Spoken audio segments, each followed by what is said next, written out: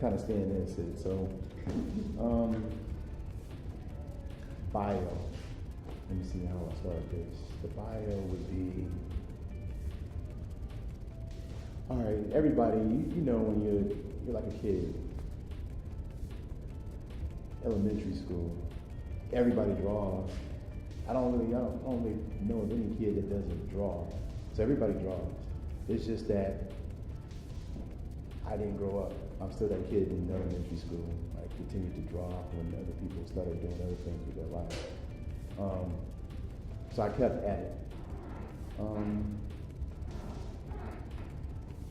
And with that being the case, I ended up being influenced by the first thing a kid would be influenced by, comic books. So it started with comic books. Love the X-Men, by the way. Marvel Comics over DC any day. But DC does have better movies now. Their movies are better than Marvel movies.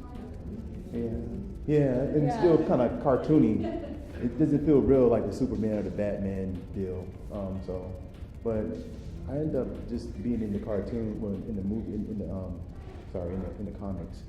And from there, it went from comics to, which was popular, which is still popular, and ever so popular now, graffiti. So it went from there to this graffiti thing, and I was like, wow, I like those colors. Wow, I like the way these things are interacting, the way these letters are moving. I like the characters, and so I started to really relate more to characters than letter writing, though I love letter writing too. And then from that, more into the fine art thing. So then trying to find where I fit into the fine art thing with what I know as an artist. I ended up going to the Art Institute of Atlanta. But I should say I'm originally from San Francisco. And out there, characters, graffiti became, I won't say street art, but it started there, but a lot of artists were doing what's now considered to be street art. More character-based type of art. So they got away from the letter writing because people tend to think that graffiti is like anything that's put on the wall. I mean, that's vandalism, but not necessarily the graffiti that these people practice. So graffiti is actually letter writing, and these people were doing characters, which is a whole other form of something else. It kind of derived from the letter writing aspect of graffiti. So I got into the characters because I liked comic books and that kind of thing, and the figure was always important to me. So I just started to really focus on the figure and trying to figure out how I can make the figure mine. You know, as an artist, have my own voice with the figure. And so I continued to work on that. And so I ended up going to the Art Institute of Atlanta and got more into the commercial side of things. Didn't really like the commercial side, though. I would say I got a knack for it. I still do. I do commercial work now, but then I didn't like it because I felt like they're pushing me into this, and if it's something I want to do, I kind of want to do that on my own. I don't want to be forced into something. So I ended up actually, from that point, I ended up going back and doing street stuff. Then I met this artist by the name of Tony Cacolano, who I ended up being an apprentice for. So Tony was established. The average person probably say it's luck. Like you looked up on it, and not really like that. Now I think back to it. Tony, older guy, he's probably in his 80s, mid 80s now, and he ended up studying in New York. Ended up getting he has a master's in fine arts from Yale. He studied with some of the founders of the New York School, and if you study anything from fine art based and new contemporary, you're gonna find out that Jackson Pollock and all these guys came from the New York School. And so Tony's teachers were New York School teachers. So I ended up getting a lot of that aspect from him and trying to figure out how do I do something that he can help me with, that I can help myself with. And that's kind of where it started from, really, trying to develop a style of my own. So I kind of had to create a language that he could understand so he could help me. And once that happened, I really started developing as a visual artist. Just trying to really come up with my own voice. And that can be somewhat difficult because we all have influences in anything that we create. I mean, whether you write short stories or poems or, you draw or you paint or you sculpt or whatever it may be, 9 times out of 10, we're gonna have some person that we're looking up to, and like, that person right there is the best. I wanna capture some of that. And I think we all emulate until we can find ourselves too. So, a lot of that happened. And eventually, I came to the point to where I'm at now. I would say probably, looking at the artwork, it probably started 5 years ago. I really started developing my own voice. Really about 7 to 5 years ago, somewhere in there. But I didn't really feel comfortable with it, I would say, until about 5 years ago. That I really felt like, wow, and I would go out and look anywhere I could to try to discover if I was doing something original, at least to me, though there's nothing new under the sun. I still felt like, okay, could I have a voice that's distinct? And I felt like I did. Now, I know that because, and I know it's weird, I know the art is weird because when I go back to San Francisco and do something, I always get the weird look. And if you can go there and weird somebody out, you're doing something. That's a weird place. It's like the weird place. You expect to see the weirdest things, and you do. And when they say, you're going to do something different to that? Because that's kind of scaring people around here, then I felt like I did something. Though my intention is not to do that. I'm just saying that I've done something that they haven't seen before. It has to be something they hadn't seen before. So, with that being the case, I pretty much started developing this style and had been studying different religions for years before this became something that I just decided I was going to dedicate my life to. I've always been interested in religions, always in different cultures and ways and walks of life, that a lot of that stuff I adapted, all those ideas and concepts I adapted and used in my own life, and then started finding myself like putting it into the art, and started and then like I'm gonna sound really like a new age person, but I started seeing things that I think like once you just sit back and you don't try to judge it, you just try to accept it, you start to see that everybody is sharing something, whether they know it or not, and that we all are important to each other. And that's something I call oneness and connectivity. And once you start to realize that, you start creating from a pure place. And the art tends to reflect that. So I would say that I'm not really trying to be a creative person in the sense that though I created this stuff, I'm not trying to say I created it. I'm trying to say, really, I'm a medium. I'm more of a shaman. This energy that I'm receiving, and it's a message I'm told to be put out, and I'm doing it on the surface for everybody else. And I do feel like that is not something I'm saying because I've tried to replicate it sometimes to failure. So I understand that, it's an energy, it's a vibration there, that when it's there, it's there, which makes me know that it's not coming from the self or that ego idea of who we think we are. So that's when the art started taking that change. So in this piece here, we have Flower of Life. It's kind of faint, and I made it that way intentionally because I believe like the way the world is, in specific this country here, we tend to be bombarded by messages all day long. So with that being the case, I want to do something just in the same way they do, but in a positive manner. So I'm taking something that can, really bring a better quality of life to people, but doing it in subtle ways, And I tend to think that that's the way to do it, period. So now I do some, I wouldn't say it's graffiti because I'm not writing a name. That's another thing. Graffiti is like letter writing, but it's name writing. So when I do some letters, I'm not writing a name. I'm writing a word, and I'll write a word and I'll distort it. I'll abstract a word. So much so it doesn't look like a word anymore, or that word in particular. So then when you read it, it just looks like abstraction in some way. But I feel like I put enough energy into that that when you're reading it, if it's a word that says awake, when you're seeing it, now it's like an advertisement. But this is telling you to wake up versus just I'm trying to sell you a product, or I'm writing a name just so you know that I was there. So yeah, I mean that's pretty much it in a nutshell. I'm not trying to go too deep unless everybody wants to know how deep the rabbit hole goes. Yeah. But I will say that it's taken me places that I didn't think I would be able to go, where people would be able to accept it. And that's the amazing thing. Like doing what I've been doing, people from all over the world they're really open to it, accepting it. And I'm just like, wow.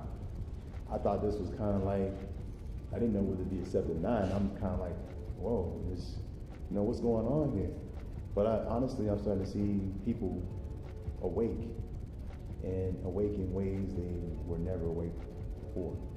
So, it's an amazing time to be living, I think, anyways.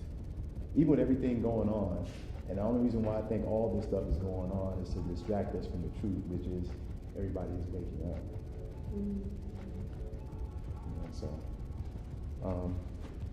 I guess we go to questions from here, or? Absolutely. Okay, we go. go. Okay. Yeah, so the name of this piece is called The Highest Degree of Supreme Overstanding. And I'm always playing off of words, per se, but because I believe words have power. So another thing is I used to actually write a lot of poems, some short stories too. And I actually would have brought some here today, but I've been in the process of moving and I don't have all my stuff together. So I believe words have power. I believe they're tools and not toys. And because they are weapons of sound and meaning, that you should be really right about what you say and not just say something just to say it. So with this painting here, The Highest Degree of Understanding, it's talking about love. So it came to me like, what is love? What does love really mean? If you had to define love, what is love? And some people will say, love is a car. Love is, when me and my significant other are together in bed. Love is money. Love is my house. And to me, love is the highest degree of overstanding. And overstanding to me is like being at the point where you see it all, because you're over it. You see it all, good, bad, whatever. You see it all, and you accept it. So love to me is accepting, if you're saying a person, accepting a person for their good, for their bad, for who they are. And that's what love is to me, especially if I'm talking about a person. So here, we're just doing what would be a typical family, but it's not really a family more so than it is, if you look at the way I kind of set it up, it's a pyramid, and of course pyramids have points and they carry degrees with them. So I'm really talking about certain degrees of life in that, and that's also why you have the flower life in there too. And tetrahedra being the basic foundation, the building block of life. So it's talking about life more than anything else, in this degrees of life. This painting here I did some years back. It was actually shown in Charlotte, for this event in Charlotte, and it's called Citizen. Well, actually, it's like two titles. It's called Reflections. We are reflections of our ancestors. Then it also is a citizen of Planet Rock. Anybody knows anything about hip hop? Planet Rock was a song back in the days by African Nevada, Zulu Nation, that kind of thing. And so when it all comes down to it too, I'm still a b-boy, and I'm from that kind of culture where, hip hop is important, and it is very important. Not the music, not just the music alone, but the culture of it all, what it did for the community, and what it still does as hip hop. I mean, not stuff you hear on the radio, not rap music, but hip hop music. Reflected the culture. So in this case here, third eye is open, and of course, you see the heart actually has like instead of its own headphones. So love and the sound vibration being received, pretty much is what it is. And then over here, you gotta excuse me. This is like the latest one I did, and I was playing with the style. Just trying to see if how free I could be with ideas and concepts. So like it has a long title, a really long title, and it goes something like here we go. Where is that here? It's so it's the great mothership speaks of our origins, and so I hope to not offend anybody in here, but my idea of God really is masculine and feminine energy as a divine consciousness in the universe. And we are a reflection of that simply because we exist here. And I don't mean that in the sense that we exist, but I mean in everything there's masculine energy and feminine energy. So there must be a reason why that is there. There must be a reason why that pairing exists here in this physical plane. And well, I'm not going to go too deep into that because that's a whole other talk. But anyways, because of that, I ended up doing this painting. And this painting tends to has a couple of things in there. So it has tetrahedra, it's talking about life. It also has 2,080 degrees, which are like 3 realms of existence, maybe physical, mental, and spiritual existence. Then we talk about the number 8, and the number 8 really is, when you turn it, depending on how you turn it, it can be perceived different ways. So I'm using 8. 8 is known as build, destroy, but it's also infinity. It's also perceived as infinity. So then we have the equation here, and this is also known as what the theory of relativity. But, in talking about it, I watched Eddie Griffin, and I think the last stand-up Eddie Griffin did was funny. But it wasn't really that funny. It was funny because he was saying some stuff that was serious that people need to hear. They thought it was a joke. So he had this thing. He said Einstein, he had it, but he didn't have it all the way right. He said that theory that he was coming up with was right except for one part. He said he forgot about spirit, because that can overcome anything. If it's not part of that equation, it should be. And I thought about it. I was like, yeah, he's right about that. Because that's a reason why, that reason could actually determine why somebody does something. You could say that person, I just recently saw something, and I'm usually not the one to entertain a lot of videos, especially if they're on social media, because they can absorb, you can take your energy, but I saw one, and a friend of mine posted it, and this guy was boxing, they were fighting something, he was a boxer. They were fighting, and he got his shoulder dislocated. So he was fighting with one arm, and because they didn't let the match go on, he was fighting with one arm and still had his arm because he didn't want to call the match over. So he was doing this and fighting. This guy was hitting him, he was just dodging, and then this guy made a wrong move, and bam, and knocked him out with one arm. And I was just like, wow.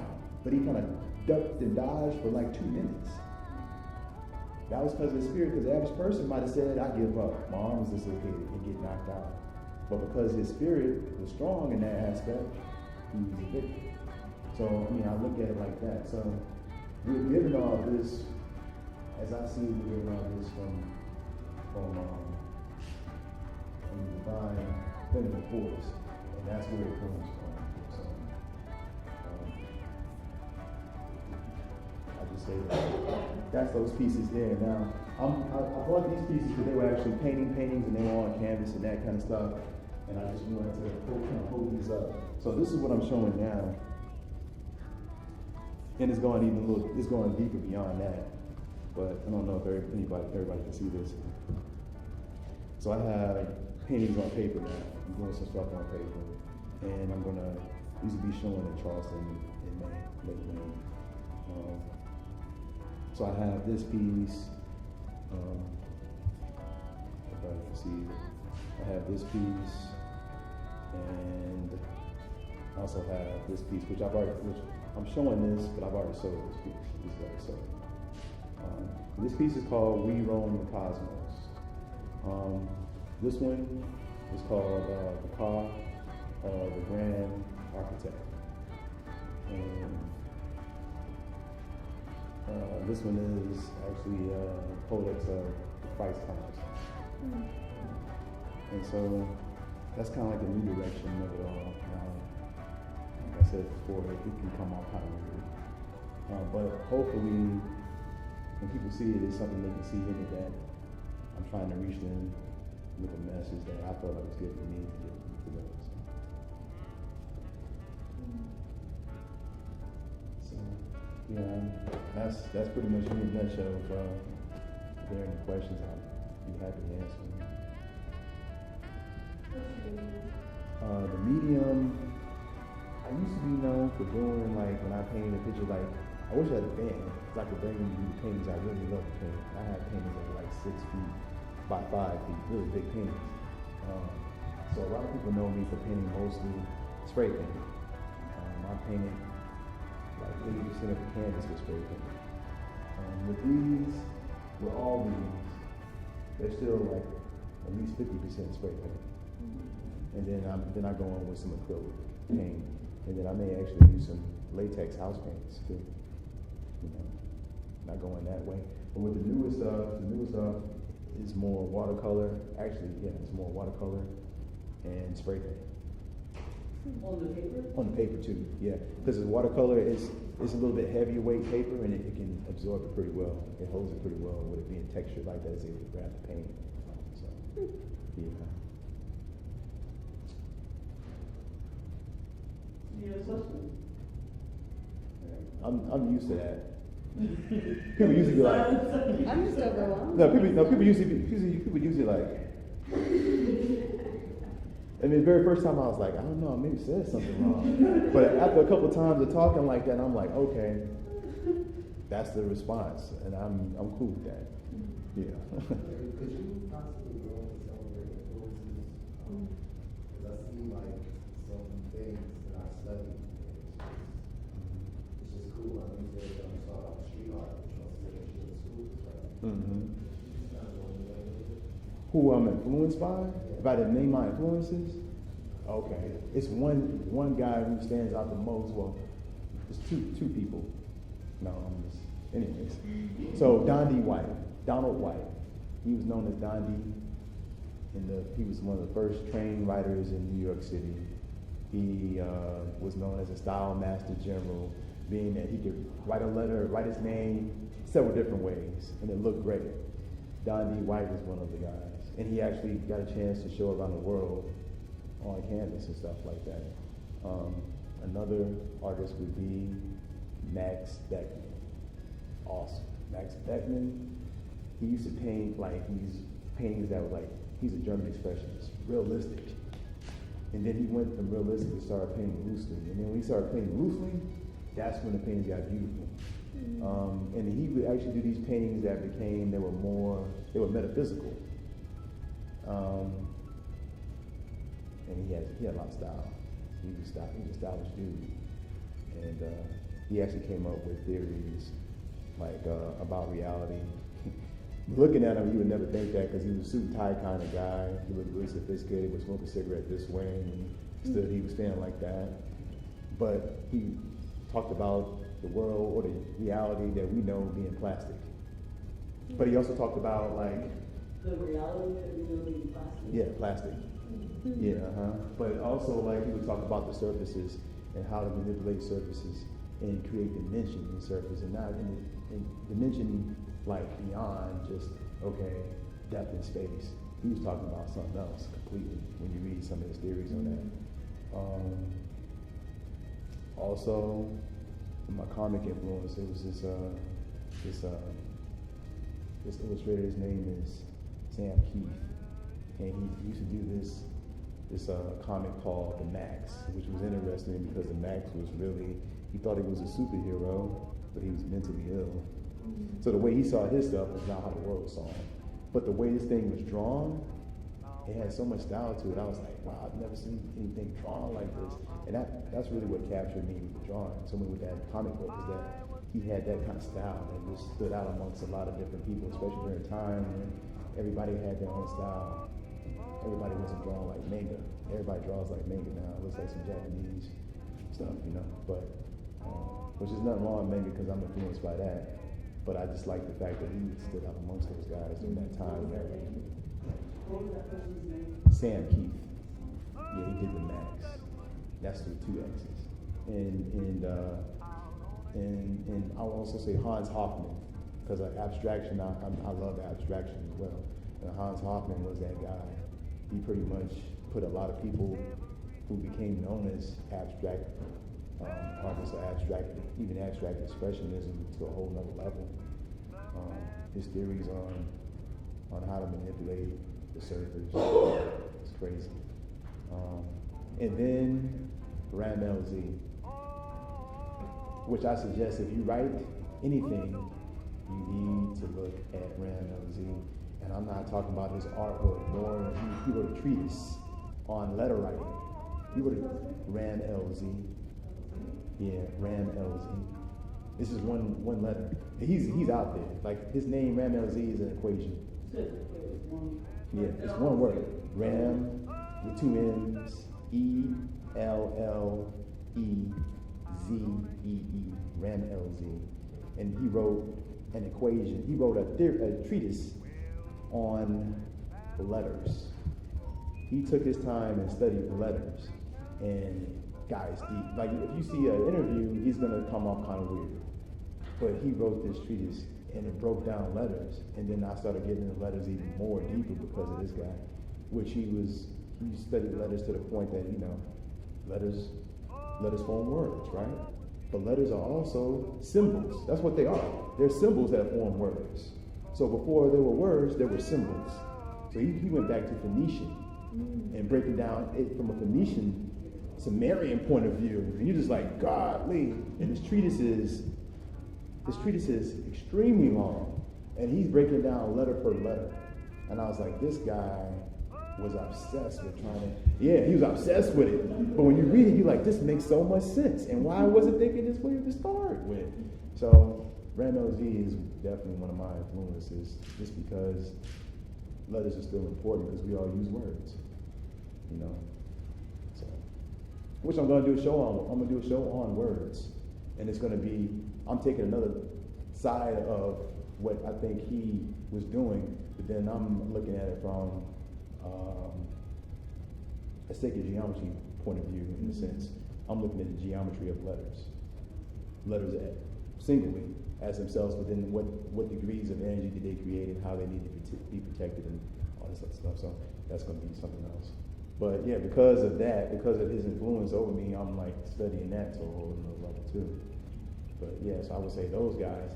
But I was telling another thing I'll share with y'all. Nobody really knows. Michael knows. And I think as a group, we're all going to be talked about too in an interview. But if anybody's familiar with the Afropunk blog, they interviewed me and some other people from my group. So that interview will be coming out soon. But I was talking to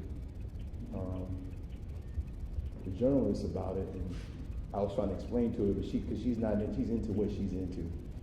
So, like studying outside the frame right now, I think she's really into that more when she's into writing. And then I wouldn't say she knows, I guess in my mind, the important writers or whatever they do. But I was telling her, I was like, since you don't know these artists I'm speaking of, let me give you an example. So, as I came through the door, like Socrates was like, you know, I've seen this stuff. It reminds me of, while I'm feeling it, it reminds me of like George Clinton, but also like, you know, I was studying, what class was it? Yeah, talking about Sun Ra.